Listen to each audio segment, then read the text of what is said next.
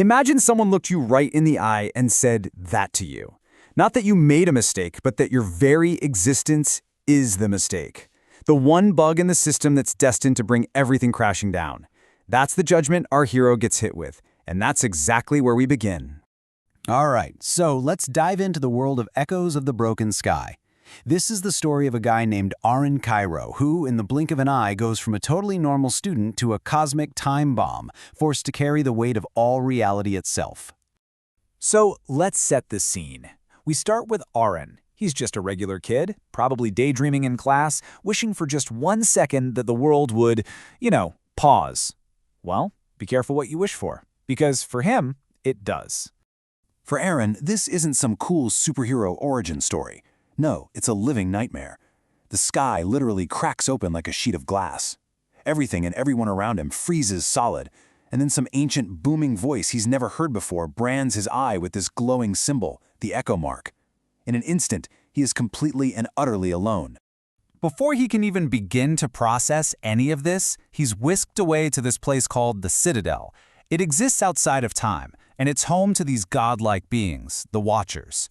Their job is to monitor every single possible timeline. And when they look at Aren, they don't see a hero. They see a glitch, a fatal error in the source code of reality. And they don't mince words. This is their verdict. They lay it out for him plain and simple. That new power you have, the echo, it's not a gift. Every single future they've seen, every single path he takes, it all ends in the same place, total annihilation. We're not just talking destruction, we're talking about the complete and total erasure of existence itself. Yeah. No pressure, right? So, with this, let's call it a destiny, hanging over his head, Aren meets 3 very different people, and each one gives him a totally different way to look at his power, at fate, and at what it even means to survive this whole mess.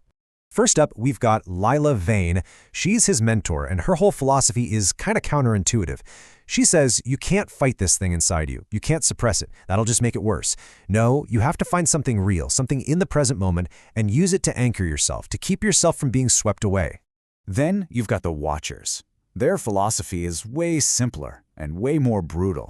It's all about containment. The risk he poses is just too high. So, for the good of the universe, the only logical solution is to delete the problem. And the problem is Aren. They want to take him out before his power has a chance to spiral. And finally, there's Kyle. And this is the one that's truly terrifying. Because Kyle is Aren, just from a timeline that already failed. He's seen it all. He's made every mistake. And his message is one of pure despair. Choice is a joke. Every path leads to ruin, so why bother fighting? The only freedom is in giving up. Aren decides to put his trust in Lyra, which is maybe the hardest path of all, and her training begins. But this isn't about learning how to fight.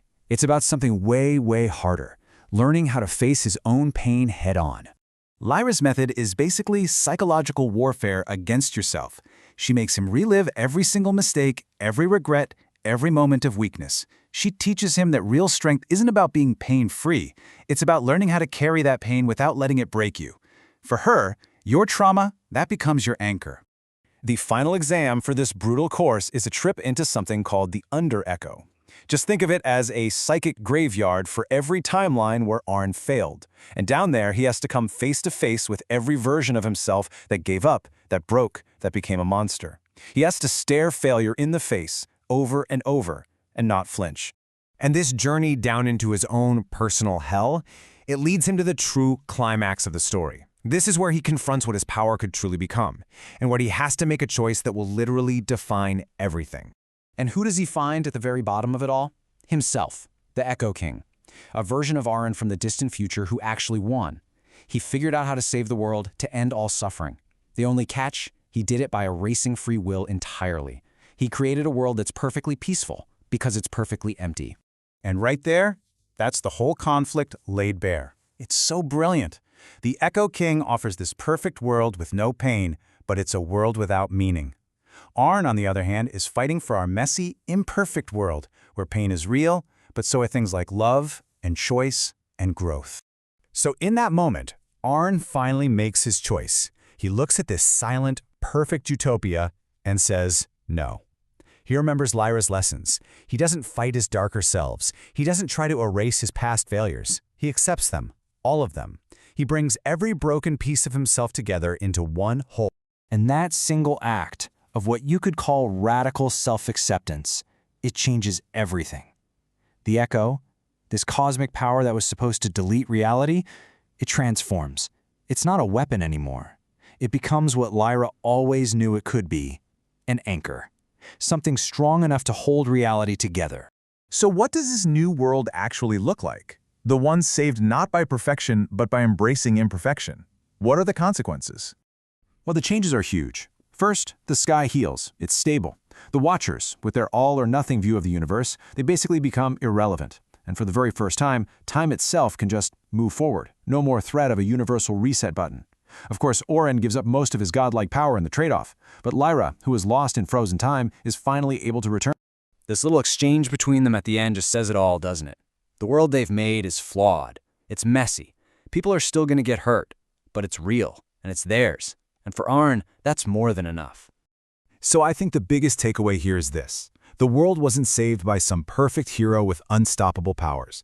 It was saved because one flawed, scared kid made the incredibly difficult choice to live with pain, both his own and the world's, instead of just wishing it all away.